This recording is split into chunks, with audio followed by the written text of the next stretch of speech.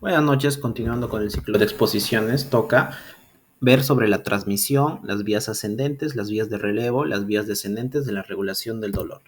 Más que todo, para empezar a hablar, tenemos que hablar de lo que son los nociceptores. Los nociceptores, más que todo, están comprendidos acá por los mecanorreceptores, los receptores térmicos. Están comprendidos más que todo lo que son las terminaciones nerviosas libres. También tenemos lo que son los discos de Merkel. También tenemos lo que son los corpúsculos de Pacini, ¿no? De acuerdo al tipo de nociceptor, va a tener lo que es la fibra sensitiva. Tenemos acá de gran importancia lo que son, más que todo, estos dos tipos de fibra sensitiva, ¿no? Tenemos lo que es la fibra, la tipo A delta y la tipo C. La tipo A delta es la más, por así decirlo, con menor diámetro de las fibras tipo A, y de acuerdo a eso va a tener lo que es una velocidad de conducción disminuida a relación de lo que son las de otras distintas fibras de tipo A. Esta fibra tipo A delta va a estar cubierta más que todo de mielina, ¿no? A de comparación acá de la fibra tipo C, que no va a tener lo que es la mielina, ¿no? Entonces va a tener por ende un diámetro menor y también va a tener una velocidad de conducción mucho menor, ¿no? Vemos acá en este diámetro lo que es los distintos tipos de fibra A, la A alfa, la A beta y la A delta, ¿no? Vemos acá de manera comparativa que tiene un menor diámetro, por ende va a tener una menor velocidad de conducción. Y tenemos acá nuestra fibra tipo C, desprovista de mielina, con un menor diámetro y con una menor velocidad de conducción, ¿no? Más que todo para la transmisión de lo que es la sensibilidad dolorosa y también la sensibilidad térmica, ¿no? Vemos acá nuestros dos tipos de fibra, la tipo A delta y la fibra tipo C. Como vemos, ¿no? Esta va a ser provista de mielina y esta desprovista de mielina. Ambas, cuando va a llegar lo que es el impulso nervioso a la primera neurona sensitiva, que es el ganglio de la raíz dorsal, esta va a entrar por lo que es acá el asta posterior en las distintas láminas de Rexet. Entonces van a decusarse para formar lo que es el tracto de Lissauer. Posteriormente van a formar lo que es el sistema anterolateral, ¿no? Espinotalámico lateral. Vemos acá entonces, una vez que llegan lo que son las fibras tipo C, las A delta, llegan a lo que es acá es la primera estación, ganglio de la raíz dorsal, llegan acá las distintas láminas de Rexet, y una vez que llegan acá lo que es las láminas de Rexet, van a recibir lo que son de distintas áreas centrales superiores, van a recibir lo que es neuromodulación. Por ejemplo, tenemos acá lo que es la locus ceruleus, también tenemos lo que es la sustancia gris periaqueductal, el núcleo dorsal de Rafe con distintos neurotransmisores para, más que todo, para modular. Acá explica lo que es la teoría de la hiperalgesia y del umbral del dolor. Es decir, ante un estímulo repetido del mismo tipo del dolor, este va a generar, por así decirlo, una percepción de dolor disminuida, ya sea por este tipo de sustancias de moléculas. También juega acá un rol muy importante lo que son más que todo los receptores de los opioides, ¿no? A nivel acá medular, ¿no? Entonces vemos que una vez que llega el impulso acá a la raíz dorsal, ya va a recibir lo que son distintos tipos de aferencias, ¿no? Como vemos acá lo que es el sistema anterolateral, la decusación, el tracto de Lissauer, el sistema anterolateral. Este sistema anterolateral es complejo, acá más que todo para lo que es la vía del dolor, se va a dividir en dos, ¿no? Más que todo tenemos, una vez que del asta dorsal van a partir lo que es el tracto anterolateral, este se va a dividir en dos. Tenemos dos tipos de vías, ¿no? La neoespinotalámico o vía cruzada y la paleoespinotalámico vía tipo directa, ¿no? Esta vía tipo directa va a formar lo que es diferentes estaciones de relevo en núcleos del tronco cerebral y también del diencéfalo.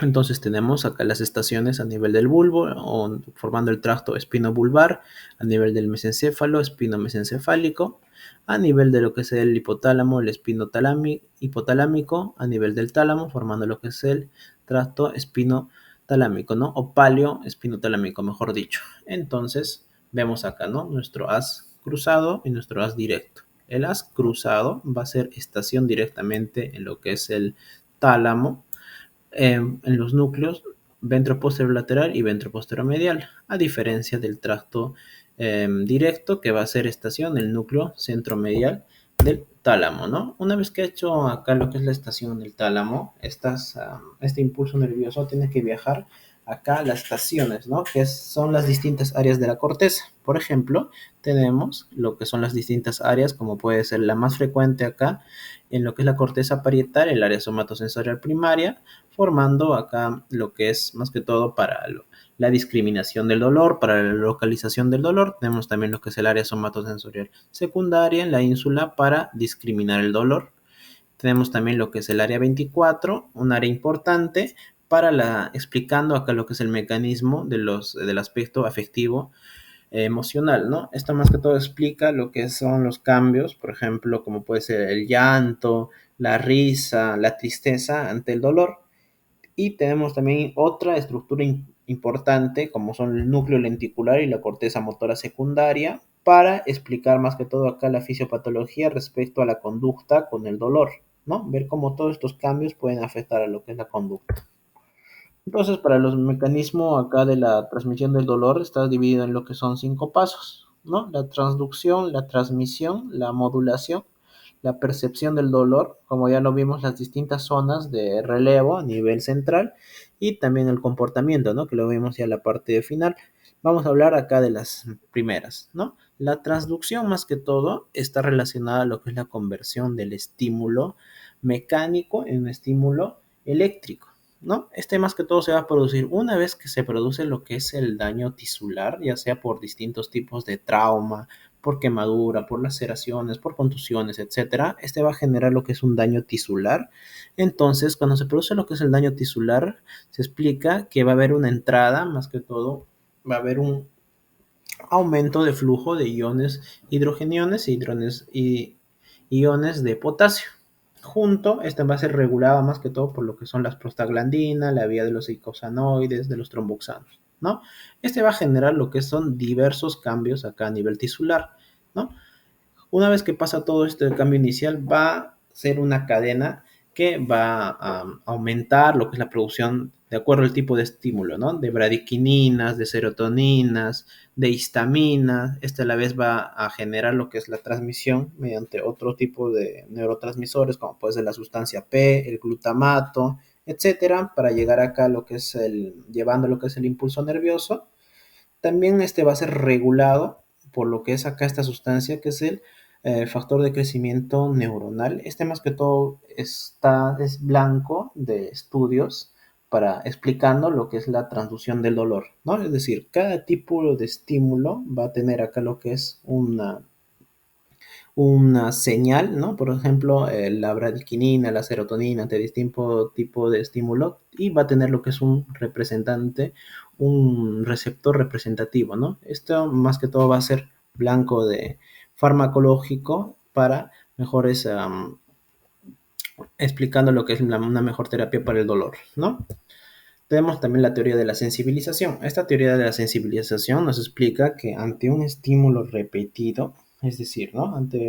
Por así decirlo, ante un estímulo repetido del dolor, este va a causar, por así decirlo, un umbral de excitación que va a descender, ¿no? Explicando acá lo que es el umbral bajo, ¿no? Que tenemos ante algunos tipos de dolores repetidos. Este va a ser favorecido por la entrada de iones de sodio y también por distintas sustancias, ¿no? Como pueden ser las bradiquininas, las prostaglandinas. Entonces, también vamos a ver lo que es el mecanismo de transmisión medular. Hemos visto lo que es el mecanismo de transducción, como era que el impulso mecánico se volvía en una señal eléctrica. Ahora vamos a ver el mecanismo de transmisión medular, ¿no? Una vez que el impulso viaja, acá por lo que es la vesícula presináptica, llegando a lo que son acá las vesículas, la liberación de los neurotransmisores, junto acá a la entrada de los iones de calcio, la fusión, la liberación, va a liberar más que todo lo que es el neurotransmisor, el glutamato y también lo que es la sustancia P. El glutamato por sus distintos tipos de receptores, ya sean ionotrópicos, metalotrópicos, estos están, los más característicos son los AMPA y los NMDA, van a favorecer lo que es el ingreso de calcio y de la calmodulina para producir lo que es la transmisión del dolor. Entonces, hemos visto más que todo lo que era la transmisión del dolor, la modulación. Ahora vamos a ver lo que es la modulación, pero por las vías descendentes, ¿no? Entonces, habíamos visto que el dolor tenía lo que eran sus diferentes sitios de relevo y también sus estaciones finales, ¿no? Como eran ya las áreas de la corteza. Vemos acá que una vez que el dolor, por así decirlo, es reconocido, este va a generar que impulsos, por así decirlo, centros nerviosos superiores envíen impulsos, generando así una respuesta para la disminución o para la sobreexcitación de este dolor, ¿no? Dependiendo del tipo de neurotransmisor que va a actuar.